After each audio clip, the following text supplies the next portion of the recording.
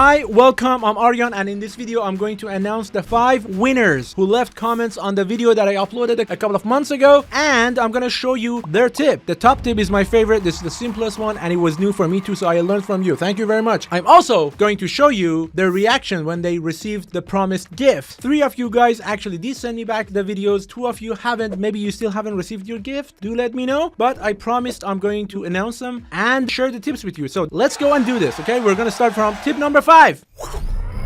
From Tsuru. That's your nickname on YouTube. I know your real name is not that. Maybe you don't want to share it. Okay, so tip number 5 is an easy one. It's nothing new that I have not said before, but it's very effective. And I know a lot of you are still not taking advantage of this tip. So I decided to include this tip into the top 5. And that is, when you want to mate 2 components in the assembly mode within SolidWorks, you don't have to go open the mate and then choose the mate and then click and select the entities from each of these components. This reduces your working speed a lot. You don't want to stay a beginner. You want to work fast, you want to save time and invest the time you save on something more productive. So if I want to connect these 2 components together, all I have to do is to just hold Control key down, select these 2, and then from the pop-up menu that appears here, I select the right mate that I want to assign to these 2. Boom, done. It's just added to the design tree. That's it. You could also work with Alt. That's even faster. If I want to drag this on top of this and boom, done. I don't have to hold Control, select 2 different entities. Hold Alt, drag your first component from the entity you want to select, for example, a surface, edge, or corner, and drop it on the other entity like surface, edge, or corner. I dragged the first surface and dropped it on the second surface while I was holding the Alt key on my keyboard, and then boom, all I see is the menu of the appropriate mates that I can assign. I don't see tangential because there are 2 flat surfaces. You cannot have them tangential, so you don't see that option. Okay, done. This is tip number 5. And the guy who won it received a 3D connection Space Mouse Compact Wireless. Okay, for tip number 4, it's a very valuable tip, guys. It's not actually a shortcut or a trick. It's a knowledge of designing. Whether you want to work with SolidWorks, AutoCAD, whatever. It's regardless of the package you work with. Basically, it's the way of designing. Look at this. This is the last thing I've done, so I brought this as an example. Every time I'm going to create a mechanism, I have to start from the inner components and build toward the outer components. You don't start from the outer shell. You start from the thing that matters most. Let's just say we want to create a gun that shoots 5-cent coins. You don't start with the body of the gun, then try to create the inner components. When you do that, you're going to end up having a lot of extra spaces or maybe not enough space. Your design is going to be not good.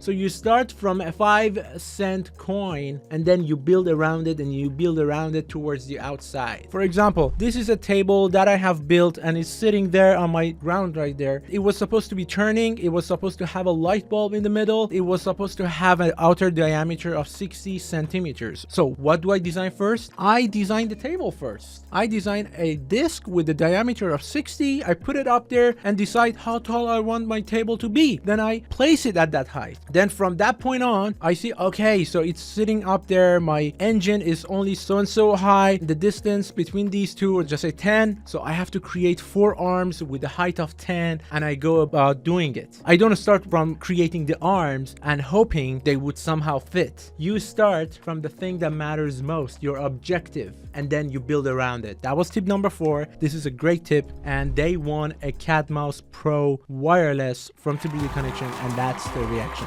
Thank you, Marco.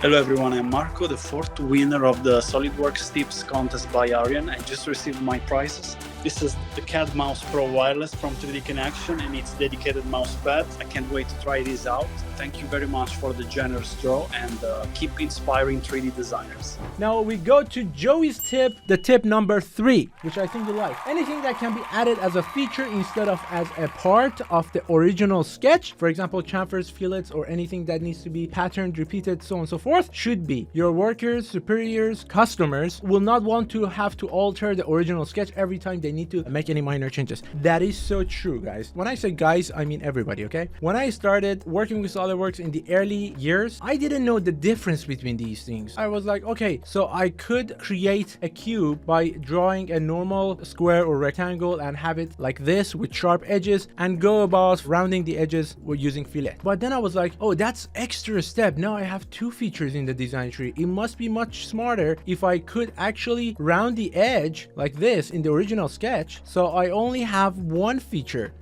That must be much smarter. It's not, because once I go and finish this design, ending up with like 100 features in my design tree, it's much more difficult to go back and change the parent features base sketch to change a radius of a corner, and then rebuild this and wait for the whole design tree to recalculate the whole thing. And most times than not, you're gonna end up seeing some errors. If you are going to have a design or a model, an object that has rounded edges, if possible, add it as a feature like fillet or do a chamfer. Do not do it on your initial sketch. Leave your initial sketch as basic as possible, as simple as possible. That's what you want. And that's tip number 3. And they won a keyboard from 3D Connection. So, by the way, guys, this is only an announcement. I'm naming 3D Connection. They did sponsor that video. This video is not, but I'm more than happy to bring their name because I use their product and I'm happy with them. Let's just have it out there. Okay, tip number 2 is amazing. It's from Buck.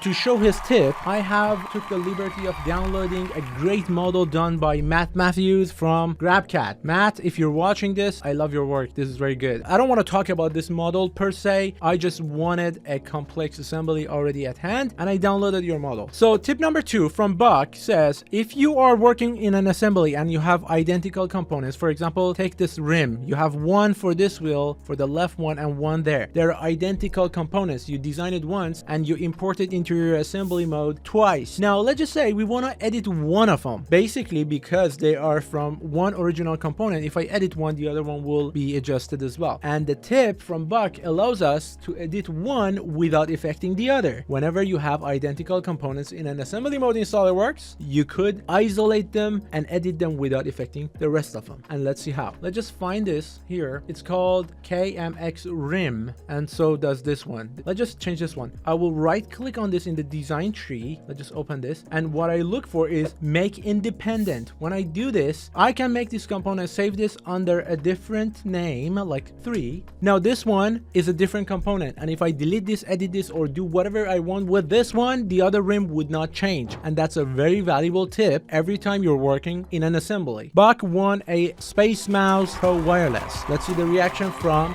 Buck.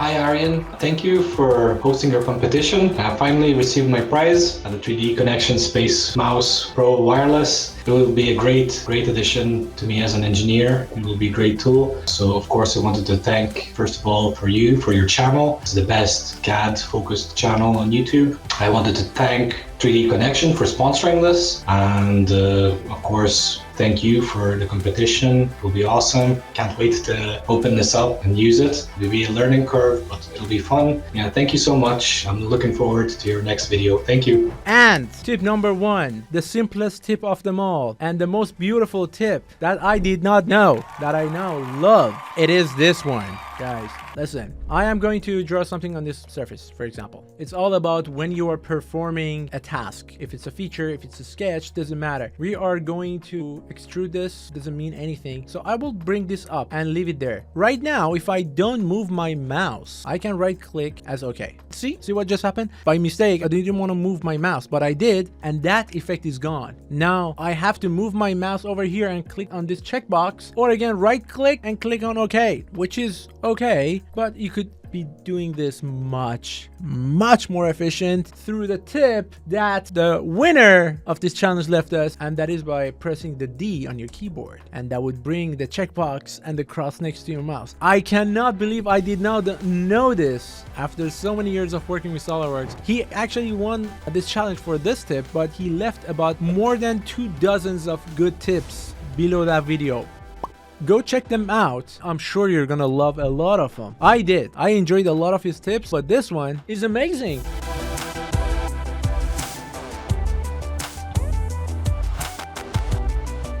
Well, I want to thank you for this opportunity to share my experience in SolidWorks. It was really fun to read all those comments, and I've learned a lot from all of us. And thanks for inspiring people.